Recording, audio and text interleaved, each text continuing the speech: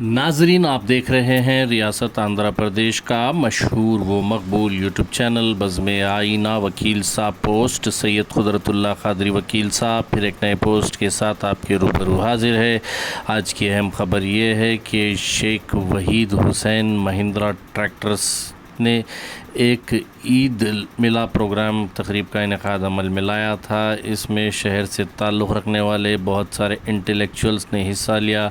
इस मौके पर मेहमान ख़ुसूसी की हैसियत से शेख मोहम्मद इकबाल रिटायर्ड IPS और TDP कायद ने भी हिस्सा लिया। इस मौके पर उन्होंने मुस्लिम नुमाइंदों से, अक़लियतों से बातचीत करते हुए कुछ अहम बातें कहीं। हम चाहते हैं कि आप उन बातों को उनकी ज़बानी सुने। ये बात सही है कि मैं 22 साल कांग्रेस में रहा हूँ। मेरे लेकर मैं थोड़ा सियासत की बातें नहीं, 4% रिजर्वेशन उनके वालिद साहब दिए थे।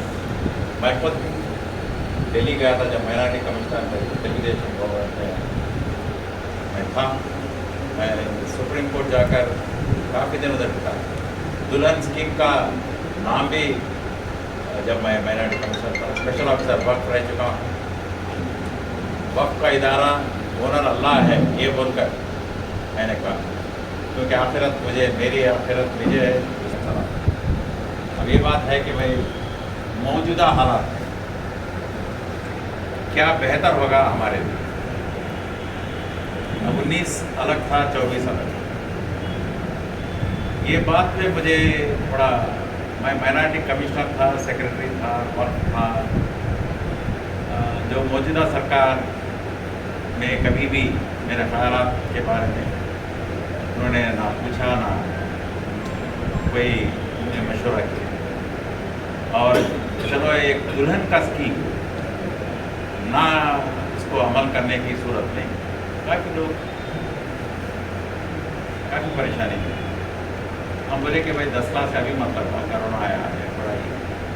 मैं चाहता हूँ कि तेलंगाना की तरह उन्होंने वक्फ इदारों में स्कूल लगाया, रेजिडेंशियल, काफ़ी अच्छा स्कीम। हमारी माँ बहनें केजरीवाल साहब मोहल्ला क्लिनिक इसके लगा सकते हैं। अब देखिए अब्दुल्ला हक उर्दू यूनिवर्सिटी तेलुगुदेशम गवर्नमेंट के वो गुलिस्ता गवर्नमेंट में छोड़ी, चलो मैं पार्टी के नाम में नहीं बोलता। उर्दू यूनिवर्सिटी जो सेकंड लैंग्वेज है वो है। आज 2 बच्चे, 5 बच्चे, 10 बच्चे भी नहीं हैं। वो इदारा कर्नूल में रहे हैं, वैजाग कैपिटल वो एक अलग उर्दू यूनिवर्सिटी का ही है। आप मैं जब माइनॉरिटी कमिश्नर था, multi sectoral development programme, minority bhavans, junior colleges, Urdu degree colleges, junior colleges, ये ज़रूरत है। कर्नूल, कदिरी, आदोनी, अनंतपुर, नंद्याल, गुंटूर, विजयवाड़ा, जहाँ जहाँ हमारी आबादी, वहाँ उर्दू जो बच्चे पढ़ रहे हैं 10th के बाद जो भी मदरसे में पढ़ रहे हैं। अब चलिए हम एक उलेमा काउंसिल रहा तो अच्छा रहा। 14 में एक मीडिया आया था, जगन साहब भी हमारे आज के मौजूदा, मगर वो काउंसिल ना ये। अब जहाँ तक सियासती मामले हैं, चंद लोग पर्दे के पीछे हैं, पर्दे के सामने चंद लोग हैं। ये सिर्फ सियासी, चलो ऐसे लोग तो का स्टैंड क्लियर है। बट जो मेन पार्टी जो है पर्दे के पीछे चंद जो लगाव एक पार्टी से है, उनका तो स्टैंड क्लियर है भाई। मगर ये भाई आप चंद सीटें ले लो और मुझे भी अब मौजूदा हालात में एक पार्टी अब जो पावर में है वो आने के अंदेशे मुझे तो कम नजर आता है, चाहे कोई माने या ना। अब इस सूरत हाल में मुसलमानों को इससे क्या फ़ायदा हम उठा सकते हैं। मैं भी कोई सीट कंटेस्ट नहीं कर रहा हूँ, कुछ नहीं।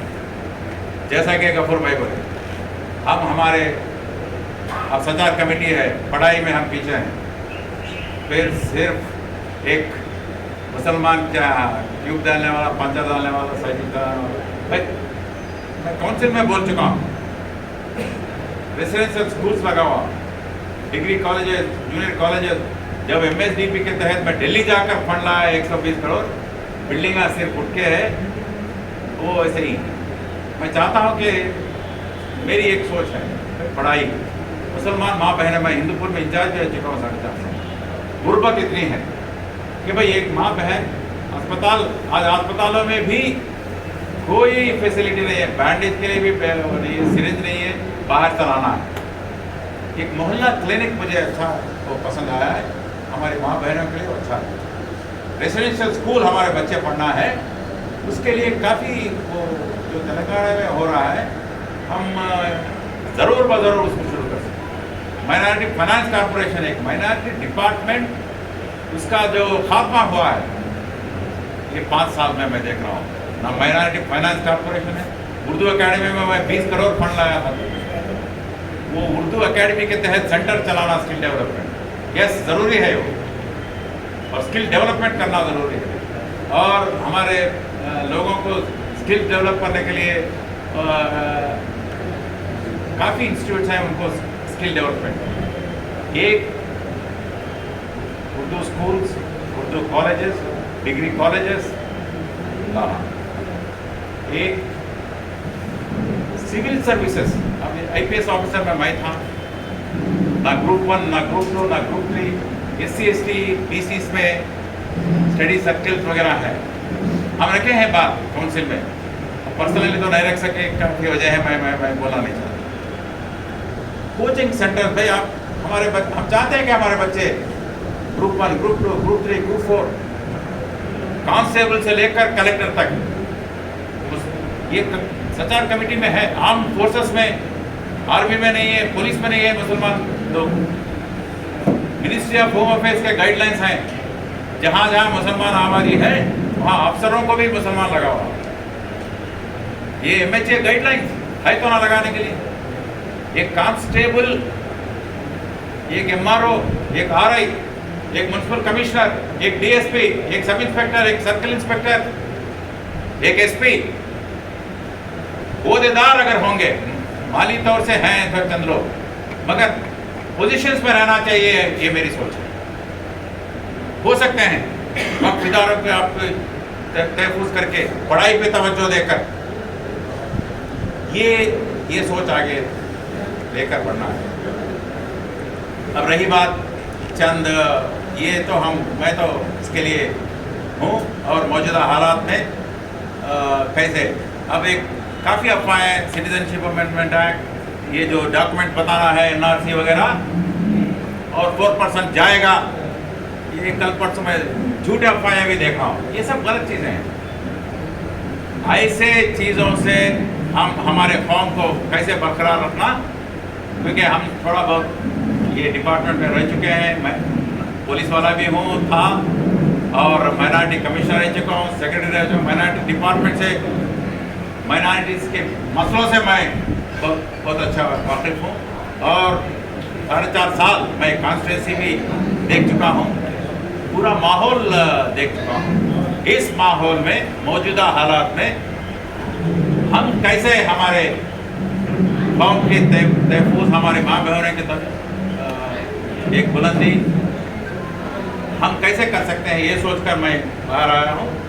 इस सूरत हाल में कि जब एक पार्टी जाने वाली है, एक पार्टी आने वाली है, तो इस सूरत हाल में हम कैसे हमारे कौम को आगे बढ़ाना, कैसे हम बचाना चंद मामलों से, मसलों से, ज़रूर इंशाल्लाह आपकी मदद से हम आपके जो भी है, चाहे NRC के मसले हों, चाहे CAA हो।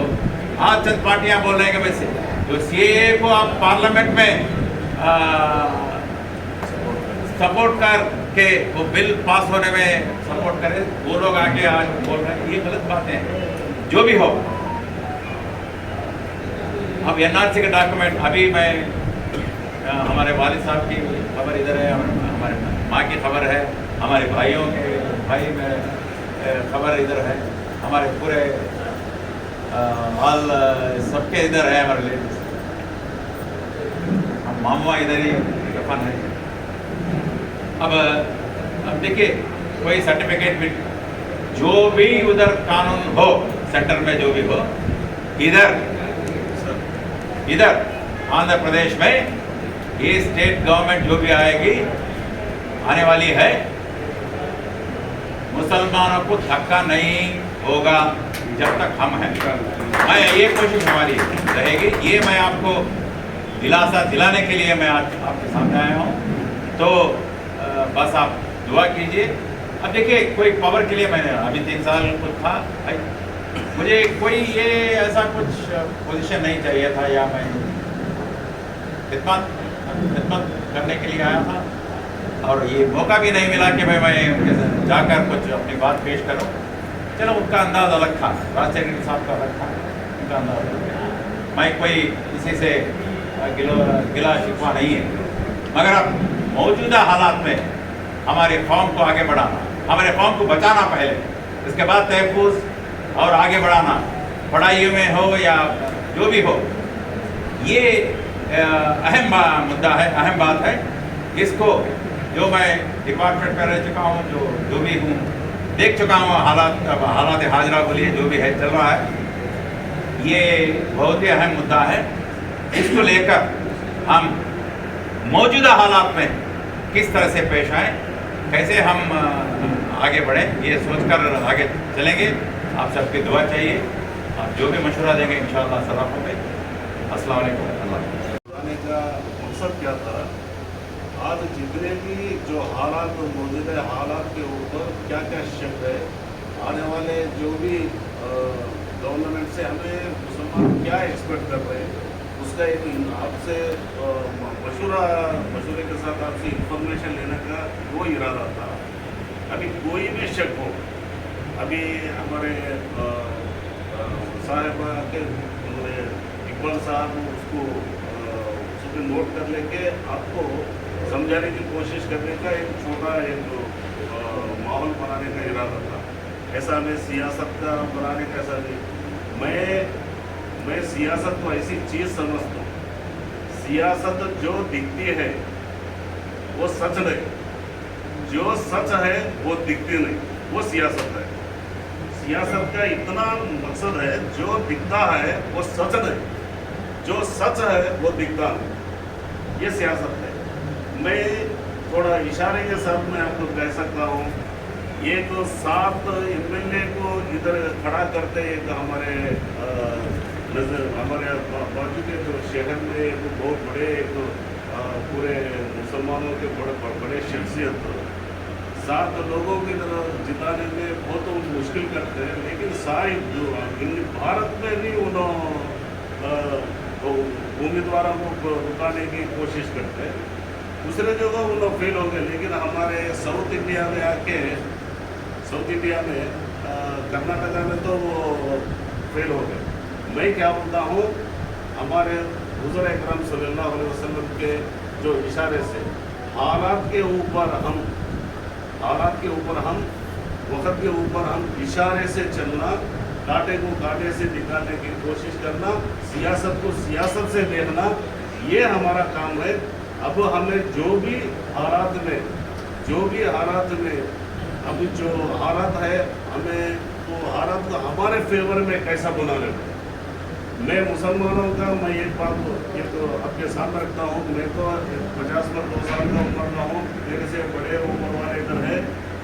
मुसलमान 70 साल तक एक पार्टी को, मुसलमान की वजह से 70 साल एक पार्टी हुकूमत करी। अभी भी मुसलमान की तरफ से भी थोड़े पार्टी हुकूमत कर रही। कभी जब वो पार्टी वो हुकूमत रहने के बाद भी मुसलमान जिम्मेदार है, आज भी मुसलमान जिम्मेदार है।